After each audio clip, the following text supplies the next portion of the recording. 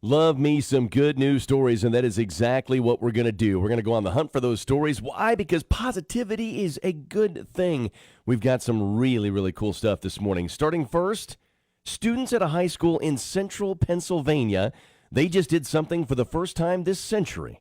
Arriving at school by steam train on Friday. Yeah, you heard that one right. They got to school via steam train. You don't see that every day. The 150-year-old train just got restored, and it turned into a tourist attraction. Now, experts say that it's the first time in the 21st century that more than half of a class has gone to school that way. How cool is that experience? From there to a big-time rarity. A rare orange lobster had its life spared in upstate New York this month. Now, some guy was at the store when he spotted it in a tank, and he knew that it was special. I feel the same way. Only around 1 in 30 million lobsters are orange before they're cooked.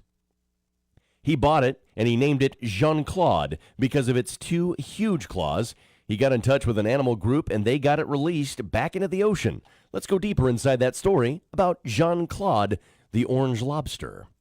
Walked by the lobster tank, and I saw this bright orange lobster, very different from all the other ones in the tank. I think the only reason it was still in the tank was people probably thought it had a disease or something because it looked so different. Pick up a 20-gallon tank, and I got 20 gallons of seawater that they sell in the store in boxes. Cooled it down to the proper temperature, and I contacted an organization out of Long Island to rehabilitate it and bring it back to the ocean.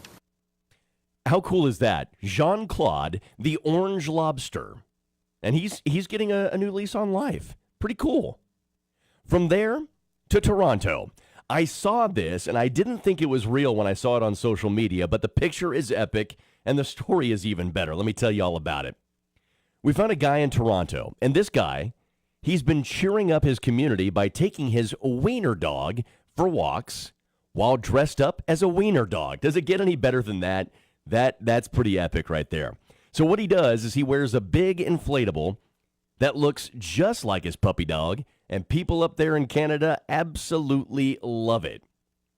I guess that question is, what are you going to do with the rest of your day today? Take an example from the guy up in Toronto that loves his community and his puppo so much, he takes it for a walk and he dresses up in an inflatable wiener dog outfit. That is an example for the rest of us to just live our best life. How cool is that? 7:43 on the show. Good news stories for you from all across the country and the world. And as I always say, I hope one of those stories hits the mark, gives you a boost, and puts a smile on your face, especially for a moment.